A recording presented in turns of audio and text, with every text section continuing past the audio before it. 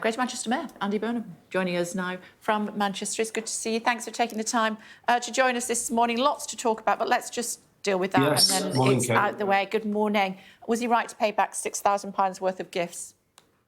I think everyone's got to use their own judgment, haven't they, in these situations? And I think he's absolutely right to say clearer rules are needed for everybody, so everyone knows exactly what's expected.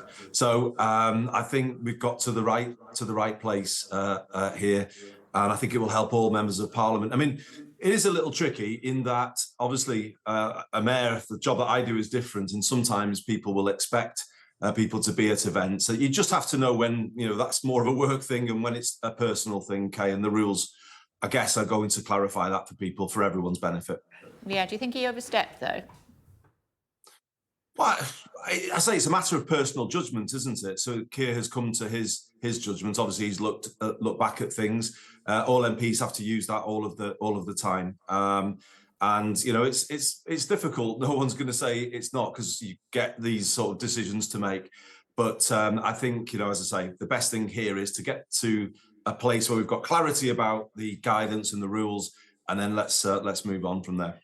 You're slightly tiptoeing around that, Andy Burnham. I'm just going to press you on it one more time. Would you have taken those freebies?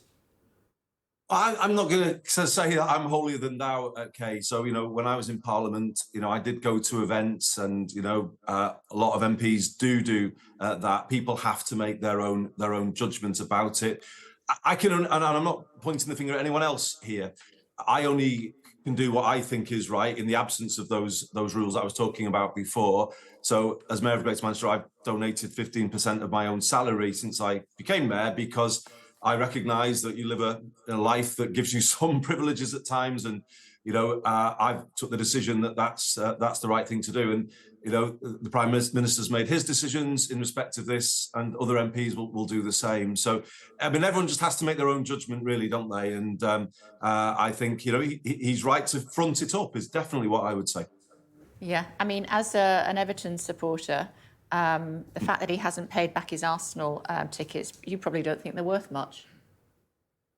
Well, who am I to say as an Everton supporter? That would be a very bold claim if I were to claim that Arsenal tickets were worth less than my Everton season ticket. But I think Keir does buy his ticket. It's just obviously he has extra security requirements when he goes to the game, and that's absolutely clear and understood. And those things also have to be considered. But I wouldn't ever dare come on this programme and say that Everton tickets are the most sought after, hottest property at the moment.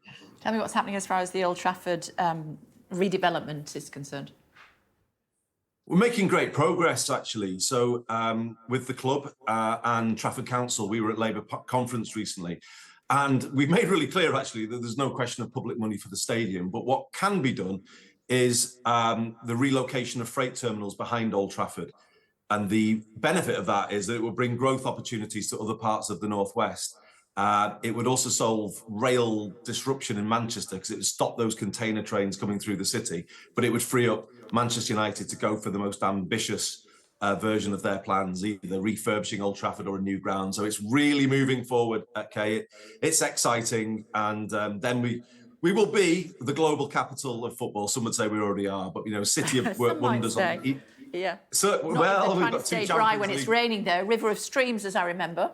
Well, it's true. That's a fair point. But we've got 2 Champions League winners here. And look at what City have done on the east of Manchester. It's amazing what's been achieved over there. If we had a campus of similar scale and ambition on the west of Greater Manchester, well, we would be the undisputed football capital of the world. And that's why we're all doing everything we can to make it happen. OK. Tell me what you're doing to try to reform benefits. Yeah, so this is really interesting. Devolution in Greater Manchester is helping make things work that have been a bit broken in the past, so buses being the obvious example. But now we want to do the same with the benefits system. Currently, the benefits system is perceived as being quite a punitive system designed to trip people up rather than help them out. And I think often people feel worse about themselves, not better about themselves, when they've had interaction with the benefits system. And we're saying to the government, let's turn that around. let's create a live well service that really provides, much broader support for people to help them into work. And that's what we've been doing here in Greater Manchester. Really pleased that the Secretary of State for Work and Pensions is coming here today to look at what we've been doing. And there's real hope, actually, that we'll be able to pioneer a new, much more positive approach to benefits. Of course, there still have to be sanctions in the background for those who simply won't engage. But we think our Live Well proposal here in Greater Manchester is, a true innovation of the kind that this city region is good at. And we also feel it can take pressure off GP services, because if you had a Live Well service properly structured in all communities, GP practices could refer people to that service perhaps before they go to see the GP, because sometimes people need that broader support with lots of other things in their lives to help them move forward. So we think we're on a winner here, Kay.